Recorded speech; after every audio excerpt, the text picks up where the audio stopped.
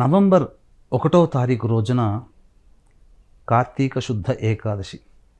విష్ణు భగవానుల వారు నిద్ర నుంచి మేల్కొనేటువంటి రోజు శయనేకాదశి, ప్రబోధిన్యేకాదశి అని అంటారు.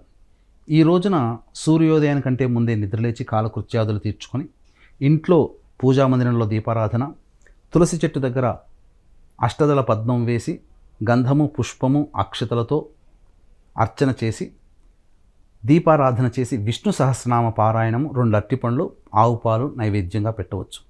ఆ రోజంతా కూడాను ఎటువంటి ఆహారము తీసుకోకుండా పాలు పండ్ల పదార్థాలు తీసుకుంటూ ఉపవాసం ఉండి విష్ణునామము, శివనామ స్మరణ చేసుకుంటూ ఉండి ప్రదోషకాలంలో శివాలయంలో కానీ విష్ణు ఆలయంలో కానీ చేరుకొని ఆ దేవాలయంలో సాలగ్రామ దానము, అలాగే అర్చన మరియు ఉసిరిక దానము, దీప ప్రజ్వలనము చేయాలి. దీపదానము కూడా చేయాలి. ఇటువంటివి చేసినటువంటి మానవుని యొక్క సకల పాపములు నశించిపోయి పుణ్యాన్ని పొందుతారు. ఈ కార్తీక మాసం అంటే కేవలం పుణ్యాన్ని సంపాదించుకునే మాసము.